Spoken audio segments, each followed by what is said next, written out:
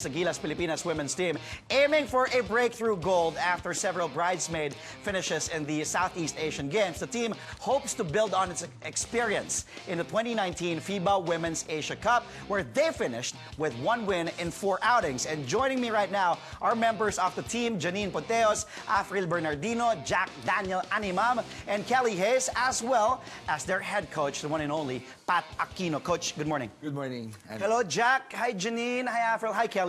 Good morning. It's your first time on the show, right? No. Oh, you've been here before? Okay, so welcome back to all of you here on Sports Desk on CNN Philippines. I'll start with Afril. Nanalo tayo sa India dun sa 2019 FIBA Women's Asia Cup. Kamusta experience at gaano kahirap yung competition doon?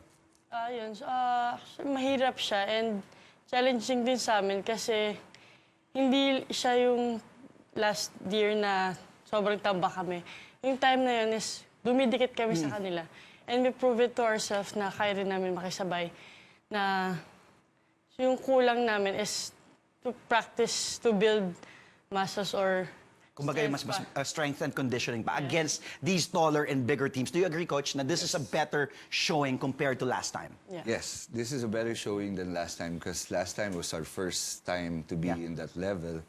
And now that, you know, we're trying to catch up with some of the best teams in Asia, like Australia and China. And we saw something that we could, you know, stick with or rub elbows with them for the next few FIBA Asia Cup. Well, you beat India 98-72. Janine, you are the team captain itong napaka-talented na women's team na ito. Against India, all of you delivered. Si Janine, you had 18 points, 4 out of 7 from 3-point territory, 5 rebounds, 4 assists, and 3 steals. Kelly naman, you had 11 points, Jack had 13 rebounds, Afril had 10 points, 7 boards, 2 assists, 4 steals, 3 blocks. Wow, all around numbers. Nagkaroon ba kayo, Janine, ng sense of urgency? Kasi it was your last game, di ba? Natalo kayo against Australia, China, New Zealand. So, nagkaroon ba kayo ng sense of urgency na tipong, kailangan manalo tayo kahit makaisa tayo against India? Siyempre po kasi ayaw namin bumaba sa Division B. So, kailangan trabahuhin namin yung last game namin para mag-maintain kami. Then, yung mga nakuha namin sa mga past games namin na natalo kami, naging aggressive kami tapos in-apply namin dun sa India. Division A, di ba? Ano nga ba yung Division A, Coach? And gaano ka-importante, sabi nga ni Janine, ayaw niyong bumaba siyempre sa Division B. That's why yung win na yun against India was very, very important. Ano ba yung Division A? Well, level or Division A or Level 1, they call it, is the group highest. of the highest group of Asian teams that can compete. This group of teams are the one that they can get for the World Cup and for the Olympics. So it's so hard to get in there. Like, for example, you have to compete in Level 2. And if you're the top in Level 2, you have only one chance to go in, one team to go into Level 1. So you just have to be very tough in going to that position. And hoping, you know, we could stay here and again, as you just said, rub elbows with the best of the best, no? Of the Asia. And I think you girls have proven that. Jack, I'm sure yung kumpiyansa nyo, yung confidence nyo naapektuhan after that win against India. And also, you know, playing well against good teams like China, Australia, and then New Zealand. Medyo dikit, di ba? So, gaano ka-importante yun yung kumpiyansa, kumbaga, yung coming into the SEA Games after nitong competition na to, Jack? Siyempre, sobrang laking boost nun sa moral namin, especially knowing na kami lang yung only Southeast Asian team na nasa Division A. So, this coming SEA Games, talagang we will go all out. Nothing but gold lang talaga. And, gold or nothing. Gold or nothing. Yan ang gusto ko sa women's team. And I believe we can get the gold in the SEA Games here in the country. May tournament kayo, di ba? November 14 to 17, nasasalihan nyo yung free qualifying tournament that will happen in New Zealand. Di ba, Coach? Yeah. We'll be having a pre-qualifying tournament for the Olympics. And they will get each group or bracket from 2 teams to go to the qualifying tournament in February for the Olympics also. Okay. Kelly, you are one of the several newcomers, right, of the Gilas women's team during the FIBA Women's Asia Cup. Would you say you've got your chemistry already with these girls heading into this qualifying tournament and also, of course, for the SEA Games? Yeah, well, this is now my third time being here. I was here in April, and then it came again in July, and now being here for several months now. I think the relationships that I've built with these girls amongst the countless other ones that we have on the team that are not here right now. It's been great. You know, obviously building chemistry with them on the court is great, but, you know, building relationships off the court, messing around, joking, whatever, that stuff is what helps build camaraderie on the court. So that's something that we can definitely continue to build on going into the games in November, but also using all that we learn and build upon in November for SEA Games. And those are the priceless moments, like developing the chemistry, you know, inside the court and, of course, outside the court. Coach, how different is the competition nitong FIBA Women's Asia Cup? Kung i-compare natin, if we're going to compare it to the SEA Games against our Southeast Asian neighbors, would you say na mas magiging, I mean, still challenging, pero would it be, kumbaga, easier pagdating dito sa SEA Games? Not really. Not really to say that it's going to be easy coming into this Southeast Asian game. Again, it's pride and honor for the country when you're fighting the Southeast Asian game, especially with Malaysia still on top of that. Thailand is building up again. Yeah, and Thailand, Indonesia, I've heard that they have gotten a naturalized player. Wow. So, Okay. So they really are preparing also for this coming Southeast Asian game, like what we're doing. It's just good that we are in level 1 and competing with the best of Asia. And that experience is different from, you know, just competing with Southeast Asian countries. And hopefully, with those experiences, we could get all the things that we need, you know, to get the gold in.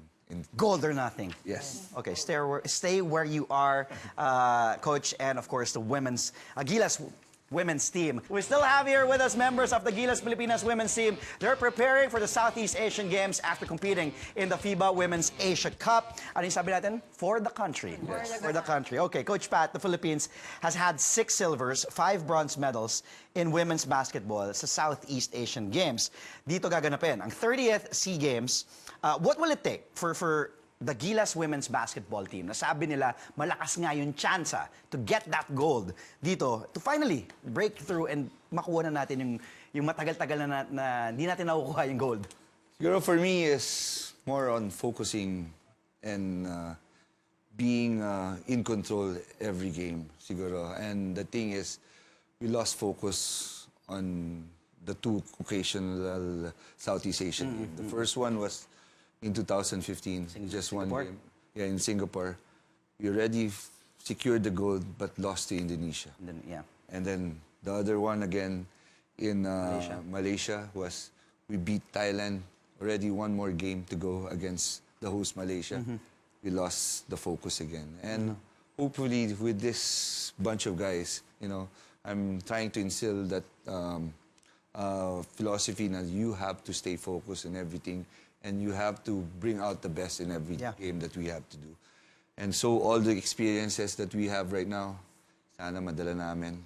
And I don't want to say now we're going to get that gold, but I promise you we'll be preparing so well to get that gold.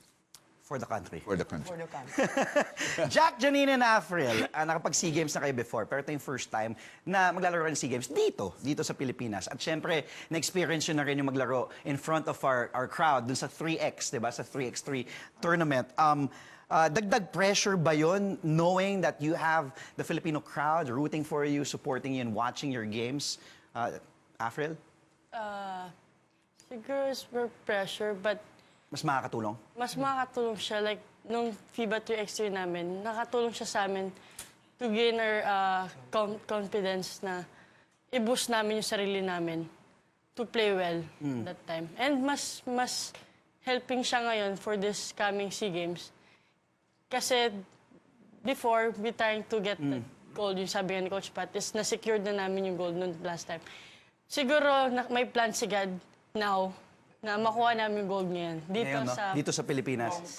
Janine, ikaw, naging crowd favorite. Di ba you participated even, di ba yung sa 3X, yung 3-point competition, 3-point shootout, ikaw yung nanalo, kumbaga, yung record, di ba? So ngayon, may pressure ba on your part na kailangan wala kang mamintes from 3-point territory this time? Saan po, hindi ko naman masisigurado kung magmimintis ako kung papasok yung mga tira ko. Gino-joke lang kita. Pero gagawin ko naman yung best ko. Tapos sa training ko sisimulan hanggang ma-apply ko sa game. Okay, and syempre, eto na naman, yung kaharap nga natin, yung crowd. Malaking tulong, sabi nga ni Afril, di ba? Yung sumisigaw yung Pilipinas, nasa inyo kumaga, home court di ba? Home court advantage natin.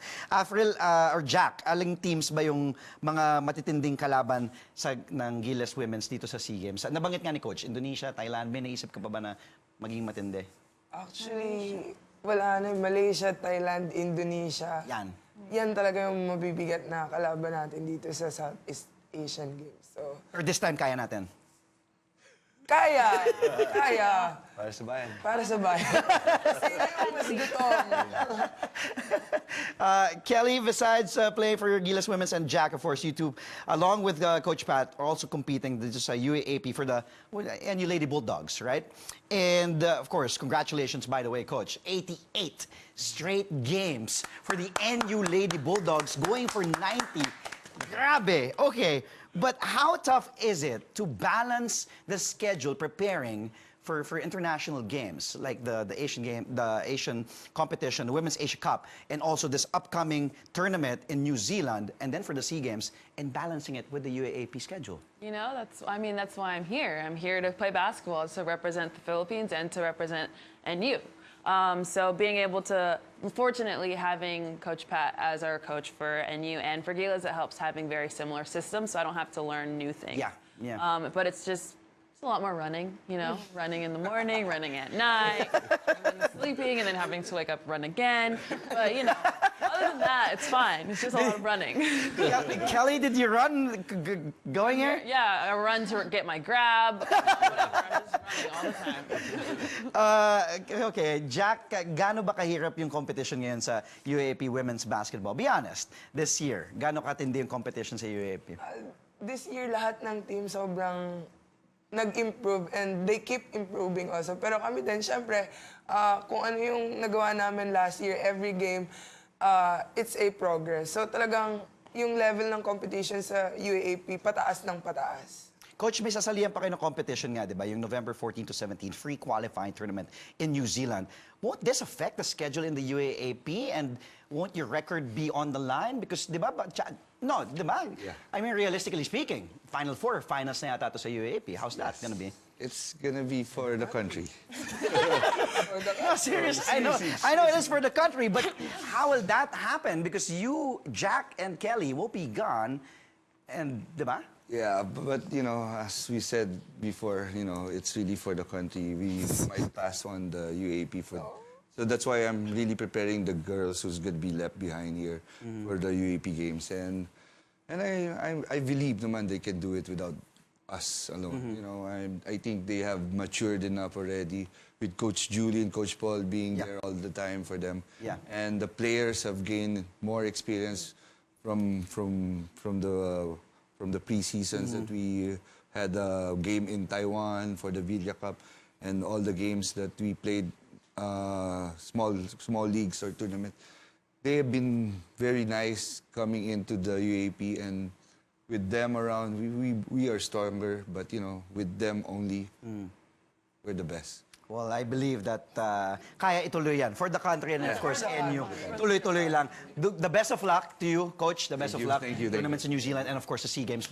Take that gold medal. Thank you so much, ladies, for being back here on Sports Desk. The doors are always open. Again, we just had Gilas Pilipinas women's basketball team, Janine Ponteos, Afril Bernardino, Jack Daniel Animam, Kelly Hayes, and our head coach, Pat Aquino.